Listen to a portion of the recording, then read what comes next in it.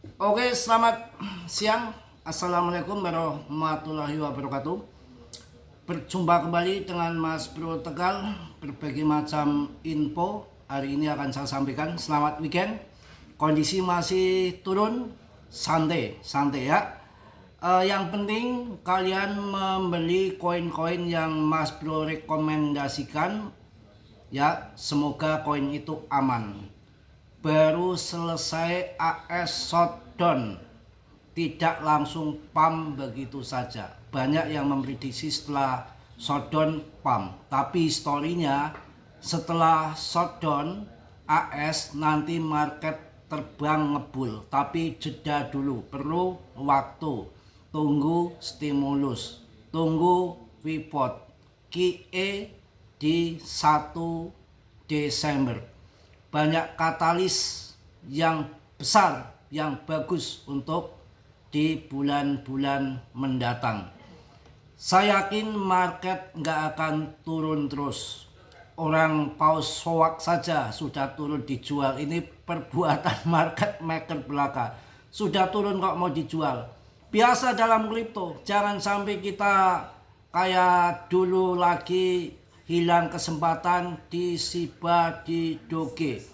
Dari zaman bahola saya bermain kripto, nggak ada perang, ada Katram, ada MTGOK, ada Gary Gensler yang bikin koin-koin dikatakan sekuritas, macam-macam. Ini adalah suatu tantangan dan ujian, tapi ujung-ujungnya yang namanya long invest jangka panjang, BTC, ETH, BNB selalu ATH baru itu koin-koin yang bagus.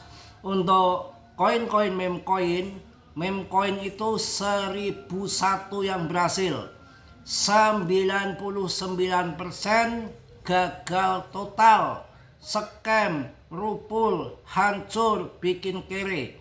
Ya, hanya 1% keberhasilannya sudah terjadi dari tahun 2013 hingga sekarang. Hanya pertama ada di Doge, kemudian ada di Shiba, dan saya yakin siklus ini nanti akan merapat ke PP dengan market cap yang masih kecil, dengan komunitas yang besar, aktif. Saya rasa ke depan akan ada keemasan untuk PP Coin ya. Namun demikian kalian tetap dior, riset sendiri. Dalam dunia kripto berisiko tinggi. Bisa cuan dadakan, bisa kere seumur hidup. Ya. Jadi risikonya tinggi, selalu saya ingatkan, dan Mas Bro tidak bertanggung jawab atas kerugian kalian. Semua kerugian ditanggung masing-masing. Kira-kira begitu ya. Kalau kita melihat di sini mengenai awan Cikiwir, ini kan masih di bawah awan merah, artinya ya tanda-tandanya akan ke atas. Kalau kita lihat Bollinger Band-nya juga PP itu sangat di bawah. Kalau kondisi di bawah begini masa kita mau jualan, ya konyol. Dan dominasi kapitalisasi pasar BTC-nya juga sudah berangsur-angsur turun.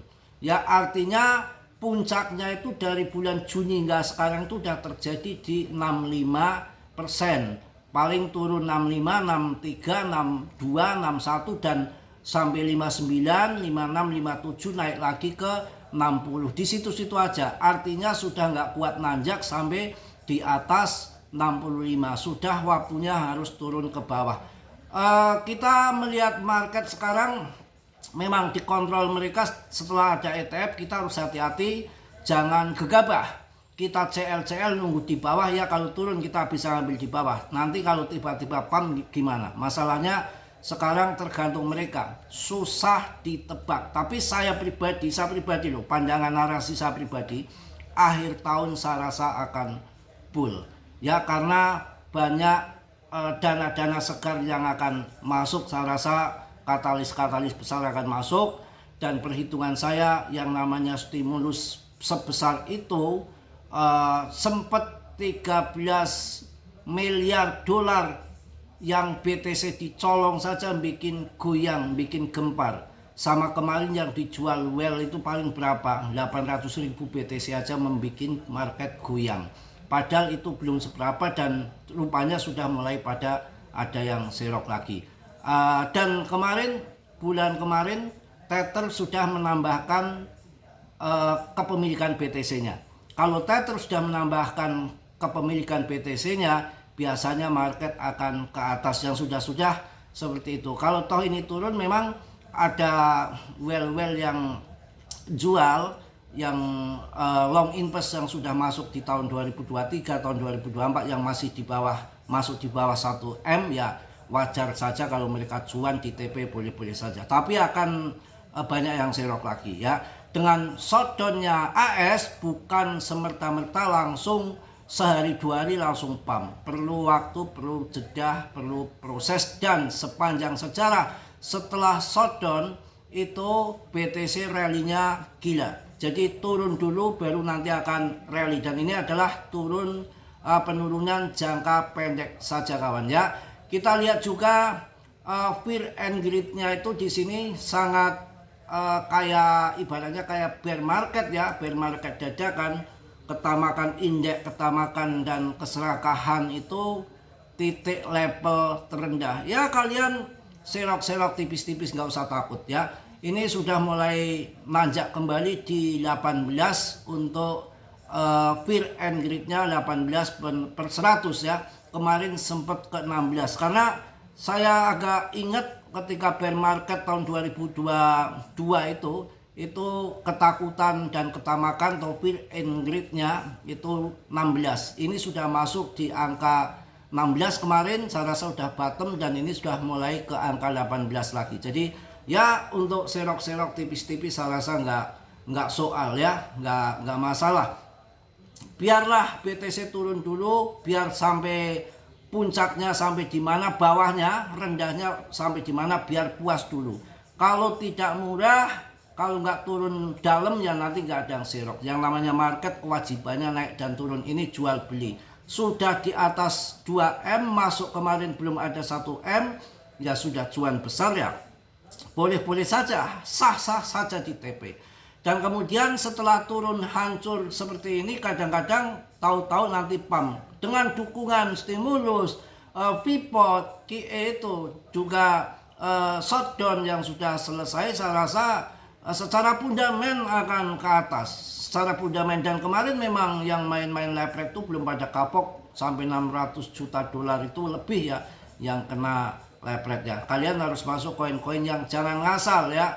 BTC, ETH nggak ada sejarah yang beli di BTC ataupun ETH rugi, itu nggak ada. Asal kalian dijual untung. Karena salah masuk di BTC, ETH, BNB pun asal kalian sabar holding, pada masanya nanti akan ke ATH baru. Ini cari koin-koin yang cepat pump, nanti kalian bisa masuk XRP, Solana, BNB paling kuat ya, apalagi Aster didukung GZ, PP juga didukung GZ ya. Kalau koin-koin yang ada di jaringan ini saya nggak yakin yang di jaringan Solana, hati-hati, banyak koin juga yang pam-paman.